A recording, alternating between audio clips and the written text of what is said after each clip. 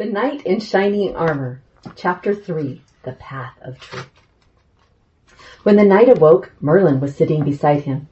"I'm sorry I acted so unkindly," the knight said. He looked down at his tear-soaked beard, adding in disgust, "My beard got all soggy." "Don't apologize," said Merlin. "You have just taken the first step to getting your armor off." "What do you mean?" "You see," replied the magician. He stood up. "It's time for you to go." This disturbed the knight. He had come to enjoy the woods with Merlin and the animals. It seemed that he had no place to go. Juliet, Christopher, apparently, didn't want him to come home. True, he could get back into the knight business and go on some crusades. He had a good reputation in the battle, and there were several knights who would be happy to have him. But fighting no longer seemed to have a purpose. Merlin reminded the knight that his new purpose was to get rid of his armor. "Why even bother?" said the knight. "It doesn't matter. My wife Juliet and my son Christopher, it doesn't matter to them whether I get my armor off or not." "Well, then do it for yourself," said Merlin. "Being trapped in all of this steel has caused you much difficulty, and things will only get worse as time goes on. You could even die by catching pneumonia from that soggy beard." The knight reflected on the magician's words. "I suppose my armor has been a nuisance. I'm tired of lugging it around. I'm fed up with eating mushy food, too. Come to think of it, I can't even scratch my back when it itches." "And how long has it been since you felt the warmth of a kiss? Or smelt the fragrance of a flower? Or heard the beautiful melody without your armor getting in the way?" "Well, I can hardly remember," the knight muttered. "You're right, Merlin. I have to get this armor off. For myself." "You cannot continue living and thinking as you have in the past. That is how you got stuck in the steel prison in the first place." "But how am I ever going to change all of that?" "It is not as difficult as it may seem," Merlin explained. He helped the knight stand up and he led him to the path. "This is the path where you got it came from the woods." "Well, I didn't follow any woods. I was lost for months." "People often are unaware of the path that they're on," said Merlin. "You mean this path was here and I couldn't even see it?" "Yes, and you go back that way if you want to, but it leads to dishonesty, greed, hatred, jealousy, fear, and ignorance." The knight was indignant. "Are you saying that I'm all those things?" "At times you are all of those things," Merlin replied. He pointed to another path. It was narrower and very steep. "That looks like a tough climb," observed the knight. Merlin nodded in agreement. "That is the path of truth. It grows steeper as it approaches the summit of the mountain in the far distance." The knight looked at the trail without enthusiasm. "I'm not even sure it's worth it. What will I have to when I get to the top?" "No, it's what you won't have when you get to the top. It's your armor." The knight pondered this. If he returned to the path that he had traveled before, there would be no hope of removing his armor, and he would only probably die of loneliness and fatigue. The only way to get the armor off, it seemed, was to follow the path of truth. But then he might lose his life on that treacherous mountainside. He looked at the difficult path ahead, and then he looked down at the still covering his body. "Okay," he said with resignation. "I'll try the path of truth." Merlin smiled. "Your decision to travel the unknown trail through the uncovered with heavy armor takes a lot of courage." The knight knew he had better start right away before he changed his mind. "Okay, I'll go get my trusty horse." "Oh, no," said Merlin, shaking his head. "The path has areas far too narrow for a horse to pass. You will have to go on foot." Aghast, the knight plucked himself on the rock with a clank. "I think I'd rather die of pneumonia and a soggy beard," he said, and his courage was waning rapidly. "You will not have to travel alone," Merrick told him. "Squirrel will accompany you." "What do you expect me to do? Ride a squirrel's back?" The knight dreaded though he making an arduous journey with a small talking squirrel. You might not be able to ride me, said the squirrel, but you'll need me to help you eat. Who else is going to chew up your nuts for you and push them through your visor? Then Rebecca flew over from the nearby tree and landed on the knight's shoulder. I'll go with you too. I've been to the top of the mountain and I know the way. The willingness of the two animals helped restore the knight's courage. Well, isn't this something, he thought. One of the top knights in the kingdom getting encouragement from a squirrel and a bird.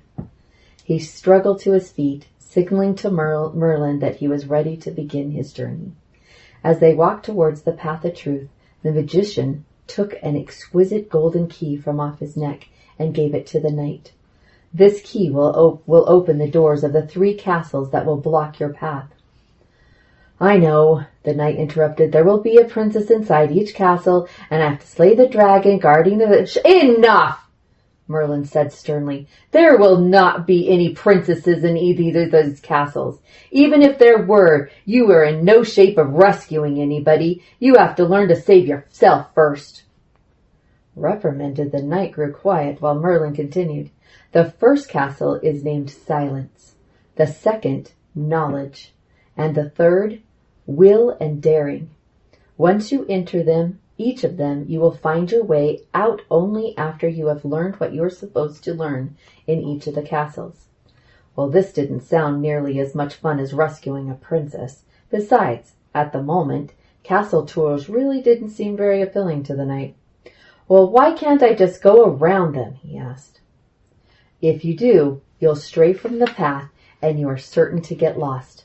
The only way you can get to the top of the mountain is to go through the castles, Merlin said firmly. The knight sighed deeply and he gazed up the steep, narrow trail. It disappeared between tall trees that jutted up towards the low-hanging clouds. He sensed the journey was going to be much more difficult than any other of his crusades. Merlin knew what the knight was thinking. Yes, there will be a difficult battle to be fought on the path of truth. The fight will be learning to love yourself. Well, how will I do that? It will begin with learning to know yourself. Merlin gestured at the knight's weapon. This battle cannot be won with your sword. You must leave it here with me. The magician gazed at the knight for a moment, and then he drew his sword and placed it at Merlin's feet. Then he added, If you encounter anything you cannot handle, just call after me and I will come. You mean you can appear anywhere? Any self-respecting magician can do that, Merlin said matter-of-factly, and then he disappeared. The knight was astonished. Why, he just vanished. The squirrel nodded. He really hams it up sometimes. You're going to waste all of your energy talking, scolded Rebecca. Now let's get going. The knight's helmet squeaked as he shook his head in the ascent. They started out with Squirrel in the lead, followed by the knight with Rebecca on his shoulders. From time to time, Rebecca flew ahead and returned and reported what lay in store. After a few hours, the knight collapsed, exhausted and sore. He wasn't used to traveling without his horse, and since it was almost dark anyway, Rebecca and Squirrel decided that they might as well stop for the night. Rebecca flitted among the bushes and gathered some berries, which she pushed through the holes of the knight's visor.